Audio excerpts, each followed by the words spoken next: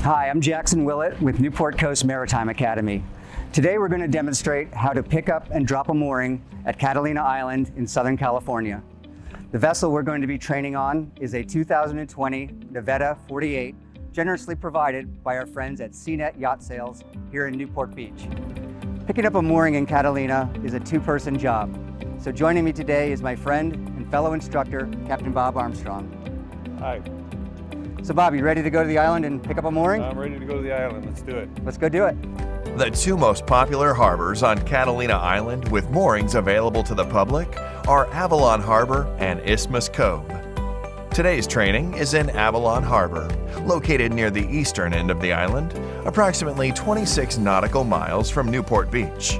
The harbor is patrolled by the City of Avalon Harbor Department, who assigns moorings on a first-come, first-served basis upon your arrival at the harbor entrance.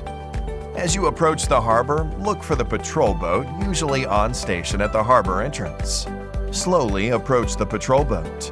Once you're a few boat lengths away, stop your vessel and wait for the officer to approach you. During the summer season, you may have to wait while other vessels that arrived before you complete their check-in.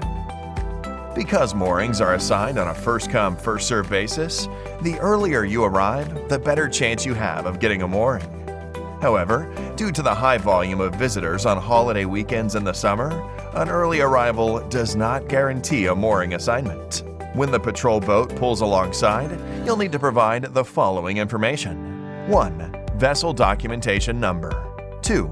Vessel length. And 3. Vessel name. Have this information ready prior to engaging with Harbor Patrol. Payment can be made with cash or credit card. Moorings in Avalon have a number stenciled on the upper part of the mooring can. After receiving your mooring assignment from the patrol officer, consult the mooring map to find your mooring. You can download a copy of the Avalon mooring map from our website at the address below. After locating your mooring, then locate the mooring on your row closest to the main channel.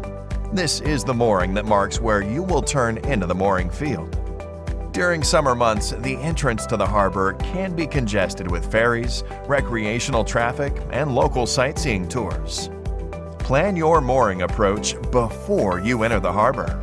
So we've got our mooring assignment, but before we enter the harbor, let's walk through the process with this animated video from our friends at Novamar Insurance. A Catalina mooring is composed of 5 key elements. First is the mooring can, a blue and white metal buoy floating on the surface of the water. Second is the pickup pole, a 4 to 5 foot black antenna attached to a small buoy floating upright on the surface of the water. Third is the bow hawser, a thick yellow braided line with a large loop at the end suspended below the surface of the water by the pickup pole and attached to the sand line. The bow hawser is what secures the bow of the vessel to the mooring.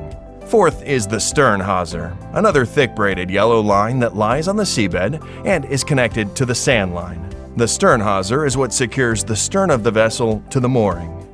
Fifth is the sand line, which lies on the seabed and connects the bow and stern hawsers.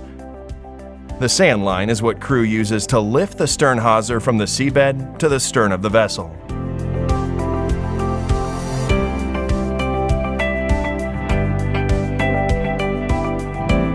When approaching the mooring ball, the captain maneuvers the bow of the vessel to within arm's reach of the pickup pole and maintains position, while crew secures the vessel's bow and stern to the mooring. The captain's ability to maintain vessel position is crucial to enable crew to successfully pick up the mooring. While the captain maintains position within arm's length of the pickup pole, crew lifts the pickup pole and the attached pickup line out of the water to gain access to the loop in the bow hawser line. After the pickup pole and pickup line have been lifted out of the water, crew reaches under any lifelines or bow rails to grab the loop of the bow hawser and places the loop of the bow hawser over the boat's bow cleat, thus securing the bow of the vessel to the mooring. Once the bow hawser is secured, crew locates the sand line attached approximately 1 to 2 feet below the loop of the bow hawser. While walking aft, crew pulls the sand line out of the water while dropping the retrieved slack back into the water. Once crew is approximately 1/3 of the distance to the stern, the captain should place engines in neutral to prevent fouling a prop with a mooring line.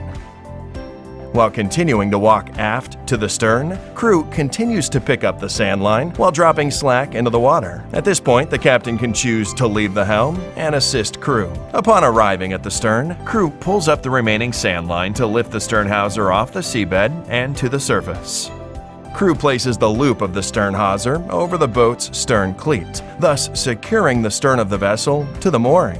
The vessel is now secured, both bow and stern to the mooring, with the sand line returned to the water. So now that you've seen the mooring overview, let's go into the harbor and do this for real. Once captain and crew have agreed on a plan to approach the mooring, the captain pilots the vessel down the main channel. It's helpful to use a pair of binoculars to read the mooring numbers. Remember, the first mooring you're looking for is the one that marks the row where you will turn into the mooring field. Once you've identified the mooring to make your turn, proceed down the row to your assigned mooring. As you travel down the mooring row, crew can assist the captain by looking ahead for the assigned mooring. Moorings are sequentially numbered, which helps to anticipate where your mooring will be. Once you have your mooring in sight, turn the vessel and point your bow directly at the pickup pole. As you start moving towards the pole, be prepared to adjust your approach to compensate for wind and swell. Slowly approach the pickup pole. Once crew makes contact with the pole, stop the vessel and hold position while crew pulls the pole out of the water. Throughout the entire mooring process, it's important to keep your vessel lined up with the mooring and away from adjacent vessels. Crew pulls the pole out of the water to reach the bow hawser, a thick braided yellow line with a large loop at the end. Reaching under any lifelines or bow rails, crew attaches the loop of the bow hawser to the bow cleat. Once the bow hawser is secured, crew locates the sand line, which is attached to the hawser just below the loop. After taking hold of the sand line, crew faces aft and pulls up as much slack as possible while dropping what has been picked up back into the water. This can be a messy job, so dress appropriately and wear gloves to protect your hands. While continuing to pull up the sand line, crew walks aft towards the stern. At this point, the captain should no longer engage engines or thrusters for risk of fouling the sand line into the props. Crew continues to walk aft while picking up the sand line until they reach the stern. At this point, the captain can assist crew to pull up the rest of the sand line and bring the stern hawser to the surface. Once the stern hawser comes to the surface, secure it to the vessel's stern cleat. If you're unable to pull the hawser loop to the stern cleat, pull in as much sand line as possible and secure it to the stern cleat. With engines running, and after a ready signal from the captain at the helm, crew removes the stern hawser from the stern cleat and releases it into the water. Crew visually observes the stern hawser sinking to the seabed and then moves to the bow. At the bow, crew drops the pickup pole into the water and then removes the bow hawser from the bow cleat and releases it into the water. Crew verifies the bow hawser has sunk beneath the surface of the water and signals to the captain the vessel is free of the mooring. The captain then pilots the boat out of the mooring field. Once the captain has started the engines and has control of the vessel, he signals crew to release the stern hawser. Remember to always release the stern first. Crew releases the stern hawser and watches it sink below the surface. Once the hawser has disappeared, crew signals the captain the stern is clear. Once the captain hears the stern clear signal, the engines and thrusters can be used to maintain position while crew moves forward to remove the bow hawser. On the bow, crew drops the pickup pole into the water, removes the hawser from the cleat, and releases the hawser into the water, remembering to visually observe the hawser sink below the surface. Once the bow hawser and pickup pole are in the water, crew signals the captain that the vessel is clear. The captain then maneuvers away from the mooring and pilots the vessel out of the mooring field. Hi, I'm here with JJ Poindexter, the harbor master for the city of Avalon. JJ, Any key points that you would give boaters coming to Avalon for the first time? Yes, the first couple of points is one, our radio frequency. We monitor channel 12 and 16 on VHF radio. Obviously 16 is for emergency, and 12 is if you have any question to ask. To make the process go by smoother, just have your documentation numbers ready, have your credit card ready, and they'll be able to show you where to go. And if you're the first timer here, please let us know. Our staff's here to help. Well, listen, thanks to you and your staff for helping us out today, and we really appreciate your time. Well, appreciate the time too. Thank you very much.